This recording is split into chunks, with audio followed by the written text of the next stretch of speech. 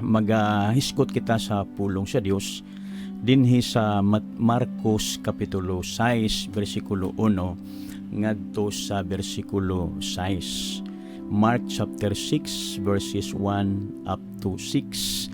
Kamo na lang dinha ang mubasa sa Sinibuano, no, kay ako ang nabitbit dinhi nga translation mauman ang gitawag NLT, New Living Translation. So ako ning basahon mga kaigsuonan. Ingon dinhi, Jesus left that part of the country and returned with his disciples to Nazareth, his hometown.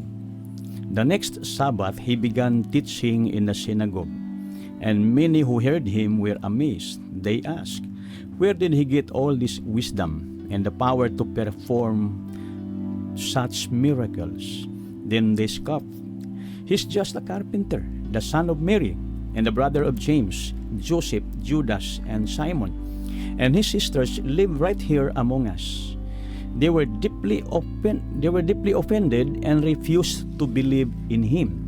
Then Jesus told them, "A prophet is honored everywhere except in his hometown and among his relatives and his own family."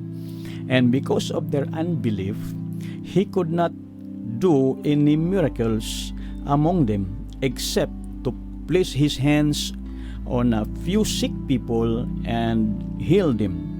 And he was amazed at their unbelief.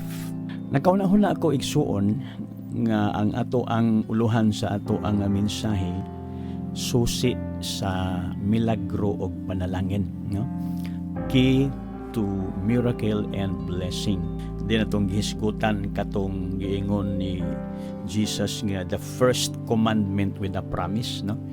Sa Ephesians chapter 6 verses 1, 2, and 3 nga niingon si Pablo nga obey your parents in the Lord, for this is right. And then verse 2, honor your father and mother, for this is the first commandment with a promise. Unya ang promise sa verse 3 unya that it will go well with you and you will have long life on earth. So ato ang nakaplagan nga ang susi sa maayong kinabuhi o sa maayong panginabuhi. Ato makita diha nga assured, no? Guaranteed ang success o ang long life when we honor our father and our mother. Unya ato pong nakitaan nga dili lang ang ato ang biological parents maoy gimanduan kita nga ato ang i-honor, kundi hasta ang ato ang spiritual parents, no, ang alagad sa Ginoo nga gipiyal sa Ginoo alang sa pagatiman sa ato ang kalag, ang atong pastor, ang atong pastura, ang ato ang mga leaders nga gipiyalan sa Ginoo sa biyang buluhaton, ato usab silang i-honor. Ang pulong honor duha ang ato ang binisaya niya na ning pagtahod o pagpasidungog, no? Muna nga ato ang nakaplagan nga ang susi sa panalangin naa diha sa pagtahod o pagpasidungog sa atong mga ginikanan, biological nga ginikanan o espirituhanon nga ginikanan. Although hisgutan din sa bersikulo ingon din because of their unbelief, no, nga tungod kuno sa ilahang pagkadili matinuohon, wala or dili makahimo si Jesus sa mga milagro nga gusto niyang buhaton. Pero sa bersikulo 4, si Jesus mismo iyahang gitubag ang isyu kung unsa gyud ang pinakahinungdan ngano nga dili siya makahimo sa mga milagro nga gusto niyang himuon unta gawas sa nag-ayo lang siya sa pipila ka mga masakiton. Ang pinaka-issue din mga kaigsuonan mao kining ginatawag og dishonor, nga tungod sa familiarity kay sila nakaila sila ni Jesus, diha nagtubo si Jesus sa maong lugar sa Nazareth, unya nakita na nga si Jesus anak ni Jose nga panday raman na siya. But pasabot ang kinabuhi ni Jesus naa sa paggabas, pagputol og kahoy pinaagi paggabas, pagsipilya, pagdukdok og lansang pinaagig martilyo, kay siyempre mo assist siya sa iyahang amahan nga si Jose. Gani kay klaro dinhi nga panday man na siya. So mao na ang iyahang kinabuhi, mo na iyahang trade. Pero tingala sila nga naman nga nakahimo man siya mga milagro. Unya kung muwali siya, mutudlo siya, grabe man ang iyahang kaalam. Di ba panday raman yun na siya? Di ba taga dinhi man na siya? So, but pasabot magkaigsuunan, these people were offended tungod silang nakita nga dili madawat ba nga ang ilang silingan, ang ilahang kababata igsuon ingon ani na ang naabtan sa kinabuhi, makahimo na sa pagtabang sa mga katawhan nga nanginahanglan, nakahimo og mga milagro, unya mutudlo uban ang kaalam, dili na basta-basta ang estado sa kinabuhi. Mao na nga dili sila makadawat nga ingon ana si Jesus, napandol sila lagtod kapag kasulti, napandol sila ug tungod niya na wala sila mutuo ni Jesus. Mao na ang sagad kaayo nga klaro kayo una natong makita nga rason nga wa maghimo or dili makahimo si Jesus og milagro nga gisulti man pud dinhi nga because of their unbelief. Apan ang unbelief mga kaigsuonan ni ninggitib gikan sa unbelief negative ang kining ginatawag nga kinaiya sa pagkadili matinahuron, dili paghatag og pagtahod og pagpasidungog. Meaning ilang gisalikway si Jesus sa ilang hunahon nagkasing-kasing. Wala nila gidawat si Jesus sa ilang hunahon nagkasing-kasing. Wala sila mutuo kang Jesus sa ilang hunahon nagkasing-kasing.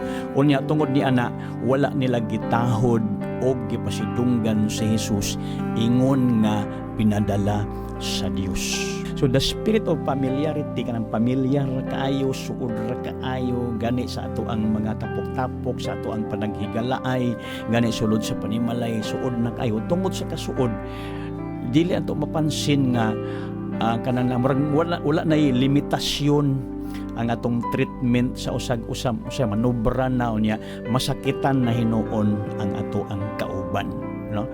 Kay murag wala na tay pugong-pugong ba tungod sa kasuod. Sultita og komedya pero sobra na kaayo nga komedya, nakapasakit na ta sa ato ang igsuon, no? Familiarity destroys relationship, familiarity destroys trust. But on the other hand, deklaro ni Jesus nga ang pinaka-problema dishonor, pinaagi sa pagpasidungog o pagtahod nato sa ato ang ginikanan o sa alagad sa Ginoo, doon natay maayong kinabuhi o doon natay taas nga kinabuhi, no? It will go well with you and then you will have long life on earth. Assured, guaranteed ang kalampusan sa paningkamot, kalampusan sa panginabuhian, o guaranteed ang taas nga kinabuhi kung kita mutahod o mupasidungog sa ato ang mga ginikanan o sa atong espirituhanong ginikanan nga mao ang ato ang pastor o pastora. Pero kung baliktad po siya, kung dili po ta mo dishonor, kung ato lang singka-singkahan ato ang ginikanan, dili nato tahuron atong ginikanan, baliktad po ang mahitabo, no? Dili po kita paboran sa Ginoo, walay grasya sa Ginoo, bisan saong paningkamot igsuon, dili gyud nato makabot ang kalampusan o ang ginatawag nga kadaugan o kining taas nga kinabuhi. As far as God is concerned, kung kita mga anak sa Dios nagtuo sa pulong sa Ginoo, gi-expectar sa Dios nga kita mutahod o mupasidungog sa atong biological parents, labi na sa atong spiritual parents. So din ato nakita makaigsuonan nga dishonor shuts the door for miracle. Ang dishonor, ang dili pagtahod o pagpasidungog, labi na sa alagad sa Ginoo, mosirado sa pultahan sa mga milagro o panalangin. So, ang atong giekspektar nga milagro, ang atong giekspektar nga panalangin, ang atong giekspektar nga tagbo sa atong pagkinahanglan, dili na to maangkon mga kaigsuonan, no? Kay gani dinhi bisan gusto si Jesus mohimog milagro, di gyud siya makahimog milagro. Sa atong panahon bisag ang kinaiya sa Dios muhatag, ang kinaiya sa Dios mo panalangin, ang kinaiya sa Dios muhatag og grasya. Kinaiya gyud na sa Dios. Pero sa ato ang personal, individual nga kaso mga kaigsuonan sa itong kinabuhi, bisan tuod gusto sa Ginoo nga panalanginan ka, dili siya makapanalangin nimo. Bisan gusto sa Ginoo nga milagruhan ka, dili siya makamilagro diha nimo. Ngano man ang rason gumikan kay imong gi-dishonor ang iyang alagad. Wala nimo gitahod ang imong leader. Wala nimo gitahod ang imong pastor ug ang imong pastora. Wala nimo, the word honor means esteem. Imo siyang gi-esteem. Gitagaan nimo siya high regard, no? Sa 1 Thessalonians chapter 5 verse 11 and 12, the highest regard imong ihatag. So the way you honor God is the way you honor the man of God. No? Ang imong pagtahod o pagpasidungog sa Dios, maupod na imong pagtahod o pagpasidungog sa alagad sa Dios. Pananglitan sa bersikulo sa 1 John chapter 4 verse 20 man siguro na ingon diha nga, baka kun ka ko moingon ka nga nahigugma ka sa Ginoo, pero nasuko ka, no? Doon na kay kayugot sa imong igsuon. Kay unsaon man nimo paghigugma sa Dios nga dili makita, nga di man gani ka magkahigugma sa imong igsuon nga makita. Ang buti pasabot man kaigsuonan nga ang atong paghigugma sa Dios ato ang i-demonstrar ngadto sa ato ang paghigugma sa tao. So, ang atong pagtahod sa Dios atong i-demonstrar ngadto sa pagtahod, pinagis pagtahod nato sa alagad sa Dios. So, ang atong pastor dili na siya Dios, ang alagad sa Ginoo na siya Dios, pero siya pinadala sa Dios, pinili sa Dios, dinihugan sa Dios. Bisan daotan na siya, pero dinihugan na siya sa Ginoo, no?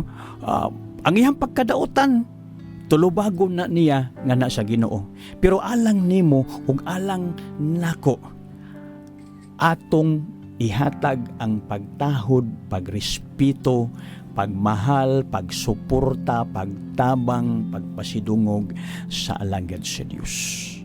Kaya itong klaro din mga kaigsuonan, dishonor closes the door for miracles. On the other hand, honor opens the door for miracles. Ang pagpasidungog ug ang pagtahod muhatag, moablis pultahan alang sa mga milagro. So ako makita din mga kaigsuonan nga niingon ko nga nindot ni tituluhan ni mensahe og the key to miracle and blessing. Susi sa mga milagro o panalangin. Unsay susi sa mga milagro o panalangin? Ang pagtahod o pagpasidungog sa alagad sa Dios.